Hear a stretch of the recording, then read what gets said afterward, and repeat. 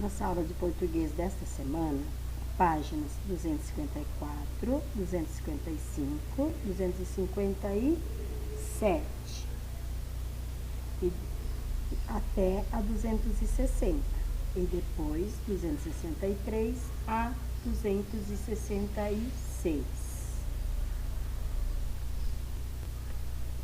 Então, nesta semana, de 23 a 28 de novembro, esta nossa aula de língua portuguesa. Então, aí vem mapa de roteiro turístico. O Parque Nacional do Iguaçu fica no estado do Paraná. Então, leia o mapa turístico e conheça algumas informações sobre este parque. Língua, usos e reflexão. Uso do verbo. Nos roteiros do Zoológico de São Paulo, você viu vários verbos empregados com a intenção de dar conselhos e sugestões. Comece, ande, veja, não perca, etc. Leia a seguir o trecho de um cartaz. O mosquito Aedes agora também transmite zika. Cuide da sua casa, mobilize a família, seus vizinhos e sua comunidade. Tampe os tonéis e caixas d'água, mantenha as calhas sempre limpas, deixe as garrafas sempre viradas, coloque areia nos vasos de plantas, retire sempre a água dos pneus. Mantenha a lixeira bem fechada. Você e as pessoas que moram na sua casa costumam tomar cuidados parecidos com os que estão citados no cartaz? Vocês consideram essas ações importantes? Por quê? Então, considera sim, né? Essas ações são muito importantes, pois ajudam a evitar doenças ao combater o mosquito que a transmite. As formas verbais cuide e combata indicam conselho ou sugestão de como fazer algo. Encontre no cartaz mais 4 formas verbais que também indicam conselho ou sugestão. Então, lá está escrito mobilize, tampe, mantenha, deixe, coloque e retire. Essas formas verbais também podem ser empregadas para dar instruções. Leia o texto a seguir e veja como fazer uma bexiga voadora. Então, tem o texto aí lá na página 258, o material que você precisa, o modo de fazer. Releia as instruções 1 a 5 e observe os verbos. O que eles expressam? Então, eles expressam ordem e orientação, não é mesmo? Lendo lá o texto, você vai perceber lá que está dizendo para você: passe a linha pelo canudo, prenda a ponta da linha, segure a outra ponta, coloque 2 pedaços de fita, encha a bexiga, segure o bico com os dedos, prenda a bexiga. Então, são vários verbos dando ordem ou orientação. Para que as crianças não se machuquem ao brincar com a bexiga voadora, elabore instruções começando pela palavra não. Complete as frases abaixo usando o verbo indicado. Então, por exemplo, não aproxime o rosto do balão quando ele disparar.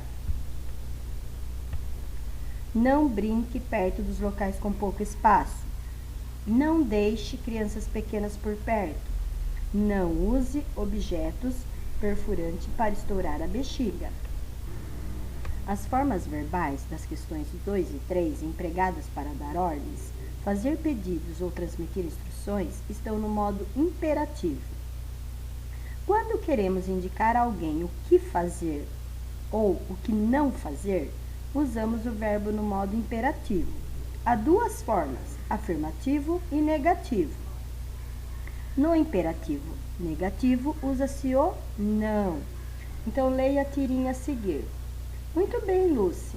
Vamos ficar alertas aí. Esteja pronta. Preste atenção. Concentre-se. Por quê? Boa pergunta. Faça um X na alternativa correta. Os verbos circulados indicam ordem, pedido. O que provoca humor nessa tirinha? O fato de Charlie Brown dar diversas ordens a Lucy, sem, na verdade, saber por que está fazendo isso. Leia a tirinha abaixo e circule a expressão com o verbo no modo imperativo negativo. Não venham me dizer que isto não é divertido. Garfield usou o imperativo negativo para fazer um pedido. Você atenderia ao pedido do personagem? Resposta pessoal. Leia a seguir uma receita de sanduíche. Complete o modo de fazer da receita. Então, observe lá a receita, modo de fazer. Passe margarina nas 2 fatias de pão. Peça a um adulto que corte o tomate em fatias e que pique o manjericão e o alface.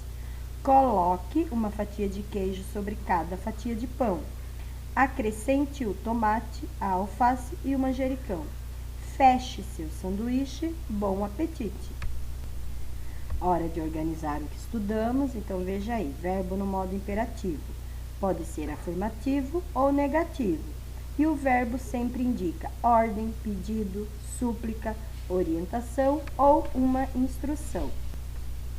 Palavras em jogo, então com que letra se escreve? S ou Z?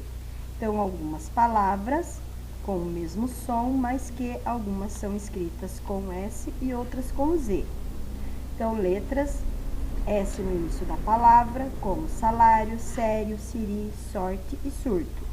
Letra S antes de uma consoante, rastro, resto, risco, rosto, rusga.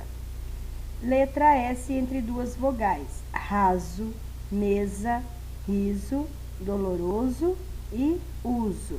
Então, a letra S com o som de Z. Então, mesmo conhecendo essas regras, muitas vezes ficamos em dúvidas, né? De como escrever algumas palavras. Nesse caso, devemos recorrer ao uso do dicionário. Leia este poema. Meu nariz me diz.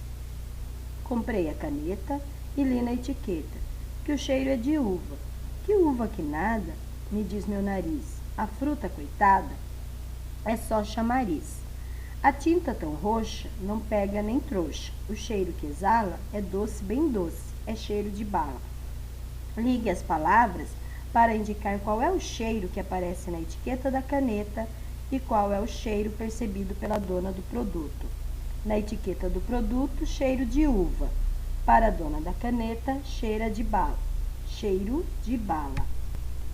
Complete o quadro abaixo com palavras do poema que tem som S. Em seguida, justifique o uso conforme o modelo.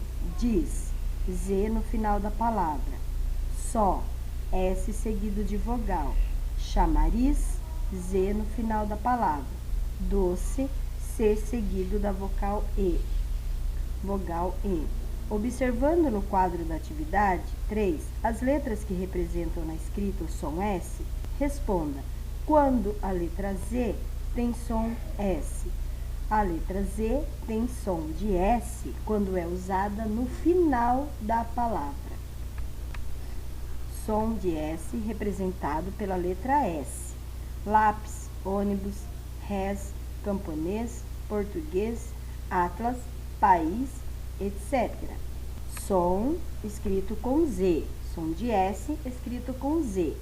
Feliz, juiz, nariz, foz, rapaz, alcaçuz, etc.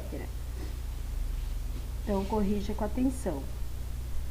Então, completem aí essas frases. O cartaz traz uma ideia de paz.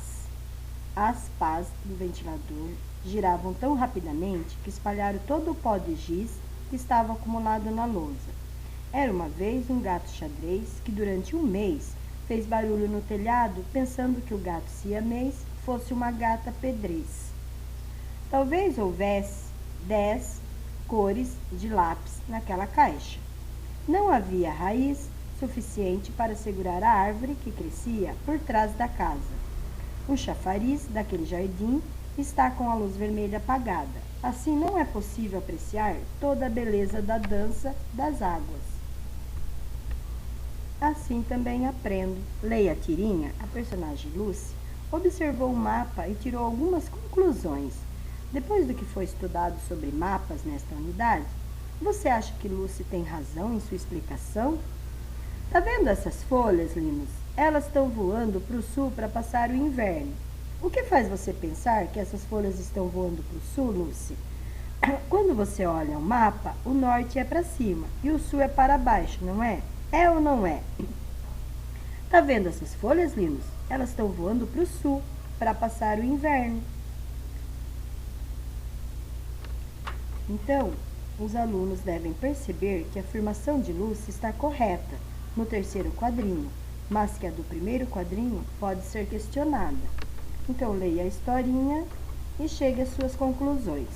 Esta foi a nossa aula de português desta semana.